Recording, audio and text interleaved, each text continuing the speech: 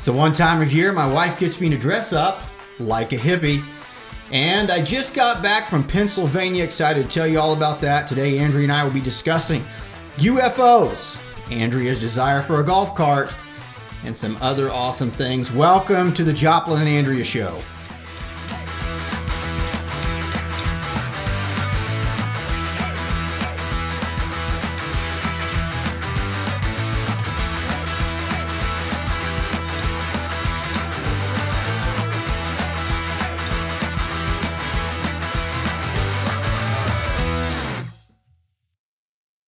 Well, hello and welcome to your Friday. We're excited to be here with you today. We are dressed up for the occasion and ready to roll with it. Yeah, it's that one time of year that Andrea gets me dressed up. I'm going to tell you about this here in a little bit. Today we got a big lineup for you. We're going to be talking about why I'm dressed up like this. We're going to say a little bit about Israel. I want to talk about Israel and encourage people to be praying for what's going on in that part of the world. Got a little bit to tell you about my Pennsylvania trip. Just got back from doing 21 events in 7 days. Excited to be home, but I want to tell you about that. Andrea and I will be discussing UFOs. Andrea's golf cart, which she doesn't have yet, but she wants to. And we're going to promote something today, totally free. Nobody's asked us to promote it. We're going to be promoting something that's been a big help to our lives over the last several years. So let's get started with, it's that time of year to dress up like hippies. Absolutely. It's probably never time to not dress up like hippies, but they encourage it right now. And, you know, last year I did the podcast and I came on solo without you in costume. And so this year I decided how much more fun it would be to have both of us dress up. So let me tell you how this happened, folks. So out you ladies out there that want your husbands to dress up, you might listen up. Because I wasn't planning on dressing up, and I really wasn't asked if I wanted to dress up. Instead, I got home from my trip from Pennsylvania last night. We're shooting a podcast today. There's a couple of Amazon packages unopened. That's and right. I'm like, what are these packages? And she says, oh, let's take a look. And she opens them up and says, this is what you're wearing for the podcast tomorrow. It was more of a informational statement. It wasn't really. It was a fun surprise. We got to open it together. I mean, yes, it was fantastic. Yes. And so I was voluntold that I would be wearing this, and you know what? It's a pretty good look. I haven't had long hair in a long time. Never curly hair, so that's and good. I feel like this is a pretty good look for me. I like it. Yes. So. I just don't know. So we have a couple of serious things to talk about today in the podcast, and I don't know how to do that dressed up like this. But we're going to give it a go. I know. If you have a hard time taking us seriously, especially him, you can just close your eyes. Yeah, or just listen. Some of our listeners just close your eyes and listen. So actually, most of our people just listen. They don't actually watch the show. But yeah, if you're Yeah. having a hard time watching right now, just go ahead and stop. Switch over to audio podcast only and you'll be good to go. Yep, that's right, But my wife would like it if I would wear this all day. Yes, all weekend actually. You could find some other events to go to. Okay, all right. So, hey, seriously, we want to take a moment to just remind everybody out there to be praying for the nation of Israel. Yeah. Just awful what had happened there with the attack over the last couple of weeks. Obviously, they're at war now. And we need to pray especially for Israel. But it looks like things are escalating to where we could be on the brink of a third world war if things don't get tampered down. Yeah. And so pray for the peace of Jerusalem. I wanted to mention that. Yeah. So, Andrea, I just got back. How was a week without me? Yes. Well, I did hold down the fort, and I feel like I did a pretty good job. But I do always miss you when you're gone. So I am happy that you are back, but we did manage. It's really neat because it's always for a great cause. And so well worth the time that you're away, but glad you're back. You got to go with the Gideons to Pennsylvania, and let's talk a little bit about it. So tell us how you even got involved with the Gideons and why I guess it's special to you. So I've had the ability to tell my testimony almost 100 times or more definitely more. I mean, I just told it 21 times in 7 days in Pennsylvania. But over the years, I've literally been able to tell my testimony hundreds of times to Gideons. And if you don't know what Gideons are, they're the guys that place the Bibles in schools, hotels, that type of stuff. But the short story is I was saved reading a Gideon Bible that had been given to me about 4 years previously. And we had a guy just walk into the church one time and introduce himself to me after a sermon and told me he was a Gideon. And I said, hey, man, I was saved reading a Gideon Bible. And from there, it's been a wild ride. They ended up asking me to tell it one place, tell it another. Before we knew it, you and I were down in Orlando, Florida. Had the privilege of telling it to about a crowd of, I think, 4,000 people. There was a bunch of people there. They broadcasted it live worldwide. Lots of different languages. Something like 90 languages that it was translated into live in real time. And that was quite a deal. But anyways, just went to Pennsylvania and traveled all over the state there, telling it literally for breakfast at one location. We'd drive to another at lunch and we'd have a meeting and I'd tell my story there. And then we'd drive somewhere else, and that evening I would tell it there and had a great time. It was a good thing, but I'm glad to be home. Yeah, I bet. Well, love what the Gideons do. And so I guess let's share a little bit about your testimony since we're talking about the Gideons and why you went and your testimony. All right. So, I was, I was 20 years old when I first opened that Gideon Testament and began to read it. But it was just such a dark period in my life and really yours as well. I was probably, you and I were dating at the time, and I was dealing with some stuff that a typical 20-year-old male doesn't want to share and trying to be the tough guy. But I was just tired of life, man. I didn't want to live anymore. I was sick of it. I felt like I had no other options and no hope. And I started thinking about ending my life. And as I was thinking about that, I started wondering, what if hell is a real place? Because I felt like if it was, that's where I was going to go. And so all of a sudden I was like compelled to try to figure out, well, how can I know for sure if God is God, if the Bible's true? And I thought, I'm going to pick that thing up. I'm going to read it. I'm going to find something in there that's false. And then I'll know this thing cannot be trusted. And when I thought that Gideon Bible that had been given to me 4 years earlier was in my room. I picked it up. I started reading it. And got to chapter 7 and verse 7. And it tells us to ask, and it shall be given to you. Seek, and you will find. Knock, and the door will be opened. For everyone who asks receives. To him who seeks he finds. And to him who knocks the door will be open. And I thought, that is a promise that can be proven true or false. Everyone who asks receives. Everyone who seeks finds, and to him who knocks, the door will be open. So I knelt and I prayed, and I asked God to reveal himself to me, to show himself to me. And I asked him to do it in 30 days. I don't know where that came from. I just felt like there had to be a hard stop in this thing, and I was going to give it my all for a month. And if God didn't reveal himself to me, then that passage wasn't true. And, the short story is that I ended up in a church on that third week where I really felt loved. There was an old lady named Nadine Ledbetter that was 82 years old. She got a hold of me before church. I left the church that day and asked me if I'd come back to church, and I thought that was special. So I went back to church really for her sake. I was committed to going to church, but I wanted to go back to her church because she invited me back, and that was special to me. And I went back, and that evening, her son was preaching. He was an evangelist that just happened to be traveling through, but her son was preaching.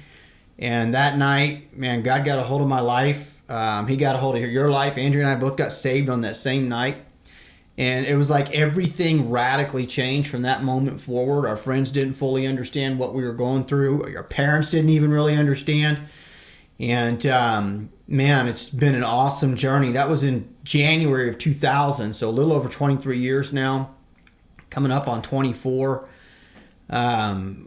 It's just been awesome. But, it all started with that Gideon Bible. Yeah. And so I've been privileged to go around trying to encourage those guys, keep handing those things out. Yeah. Because it might be 4 years before the person you give it to picks it up and reads it, which was my case. But you never know what's going to come out of it. Just plant the seed and let the Word of God do the work. That's right. God always seems to just have the perfect thing happening at the perfect time, and he kept that Bible around for a reason. So pretty awesome. Yeah. Yep. Super awesome. Well, shout out to the Gideon ministry. Keep doing what you're doing because you're changing lives. Yep. Well, thanks for sharing. Let's hop on to our next topic, which we said we'd talk about last time when we were here, and so we will. Let's see, UFOs are the hot topic right now, and from a pastoral point of view, what do you think about UFOs? Well, this is a hot topic in the church, and actually it's kind of a taboo topic that a lot of people do not want to talk about in the church, but I have been asked about it, almost always somewhat privately, secretly.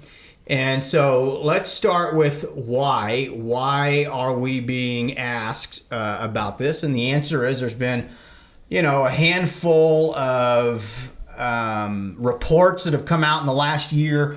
In fact, there was a congressional hearing on UFOs and people that have seen them. It was like a whistleblower thing where guys that, had signed NDAs, that's a non-disclosure agreement, were allowed to come forward and actually tell the truth about what they saw. And so, short story, there's been a lot of talk about it in the last year. And for those that have kind of followed that, they're like, so what do you think? What's going on? Are there aliens out there? And so I'm going to give you an answer really from a pastor's standpoint, someone that knows the Bible is true, have proven the thing to be true. I just shared that testimony. But let's talk about it. So first of all, a couple things I want to note before even commenting on the concept of these UFOs. And that is that there have been some really legitimate testimonies of legitimate people that are all different. So they don't know each other. They didn't collaborate. They didn't see the same thing. And some pretty significant people. Brandon Fugel, Eric Hecker, Michael Herrera. I've listened to all of these guys. I've actually heard their entire testimony. A guy named D.C. Long, Ryan Graves, which Ryan Graves was one of the guys that testified at the congressional hearing. Retired Major David Grush and retired Navy Commander David Fravor, I think is how you say his name. And there's more, but this is a pretty significant list. Most of these guys I just mentioned are ex-military and saw certain things in their line of duty that they were allowed to come forward and report without any repercussions. And I want to say something about, that list of guys. One of the things that actually proves the Bible to be an authoritative source that you can trust is the fact that it was written by so many different authors and all of their stories match. That's also one of the things that makes the Gospels significant. You've got 4 different viewpoints from different eyewitnesses, and they all match. And so some of the very things we point to that give the Bible authority, some of those same things that I've pointed to for years are consistent with the testimony of these guys. And so the one thing I would say is I don't think we can discount what these guys are saying. And that said, one of the things that really stuck out to me when I listened to these guys, and when I say listen to them, I've actually heard the full testimony of every one of those men that I mentioned.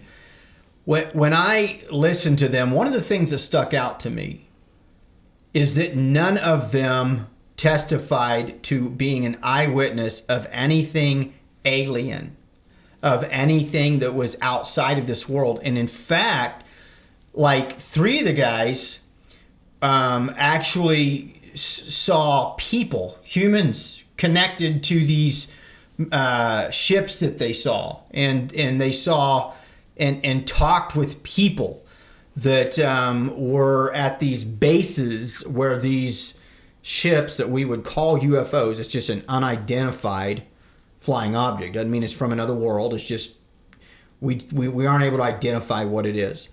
Now they call them UAPs. But I thought it was really interesting that these guys, some of these guys, that their eyewitness testimony was that this technology is actually owned and operated by people.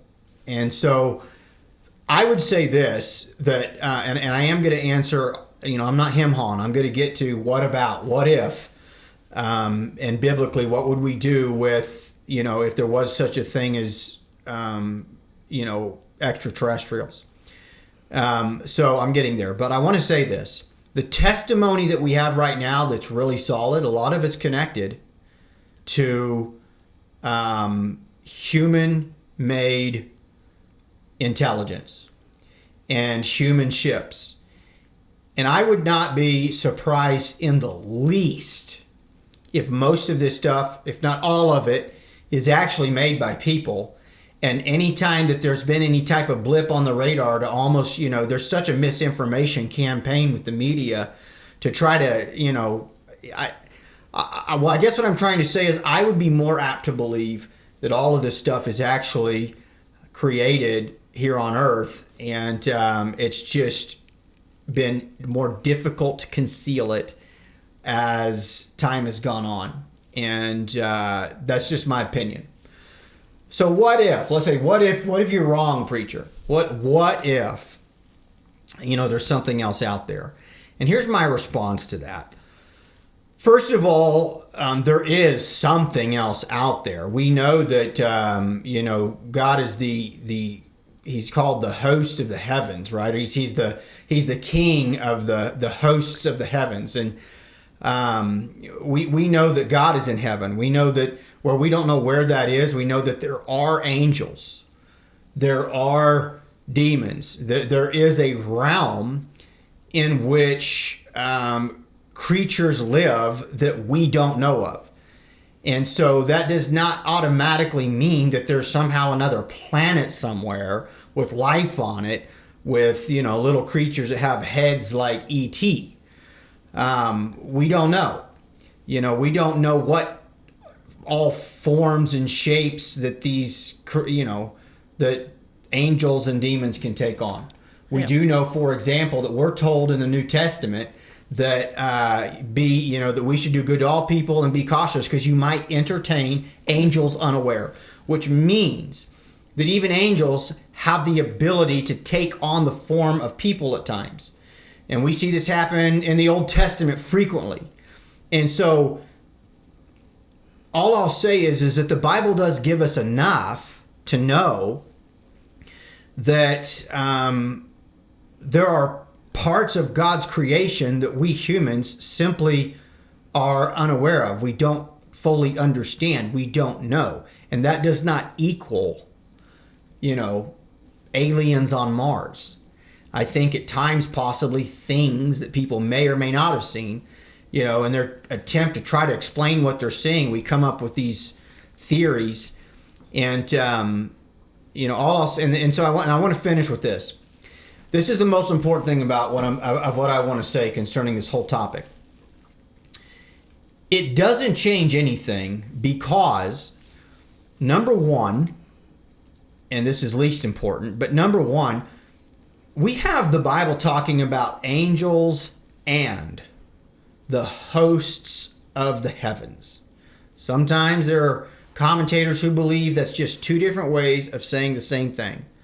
But in the event we ever found out that there happen to be other creatures in the heavens, the Bible teaches us that God is still the God of all creation. He would be God over it all. Now here's the most important piece, and this is why it's so important that your faith is unshakable when it comes to the testimony of Jesus Christ. One thing that does not change. Let's just say in theory, for the sake of this argument, let's just say in theory that somehow somebody discovers that there are other hosts in the heavens and they get a picture of them. Here's what does not change.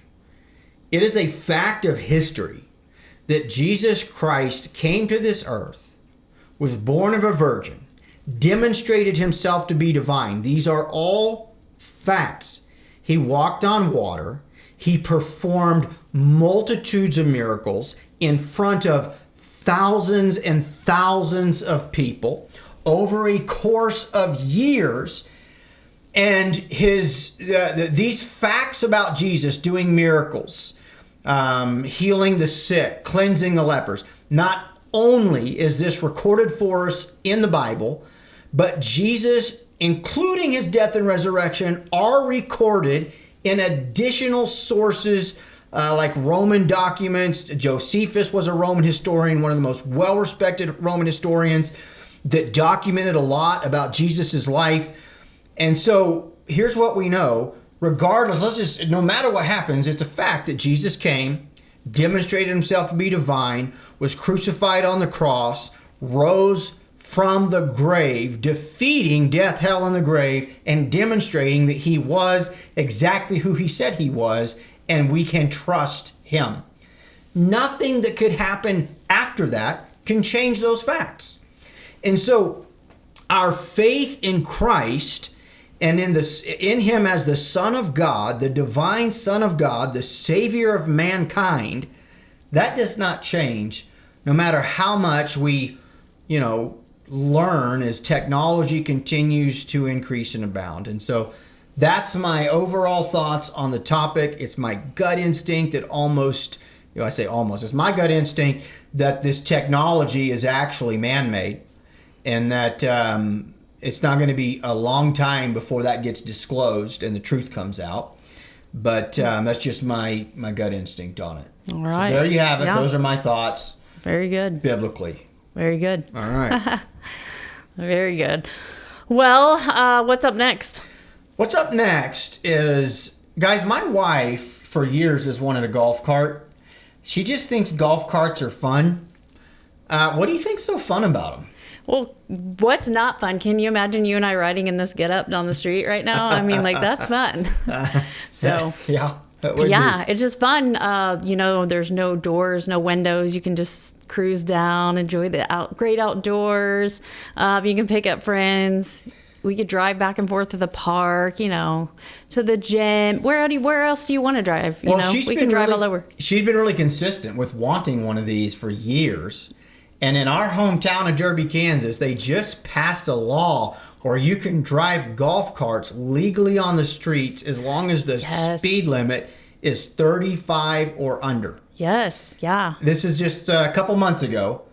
And so now she really wants a golf cart. I do. They're so fun. If you've ever driven one, they're like the best. So we started saving one. We have an Andrea golf cart fund where our change and everything is going into the little change jar. Yeah, it's perfect. It's one of those bears that you used to get cookies in at the store, and it's all cleared out now, and it's just for change for the golf cart. Yeah, I think we've got a couple $100 saved up towards it, but they're pretty expensive. We got a long ways to go. Yeah, but we're getting there, and we're going to have a golf cart one day, and it's going to be great. Yeah, it is going to be good. Maybe we could even ride in this sometime.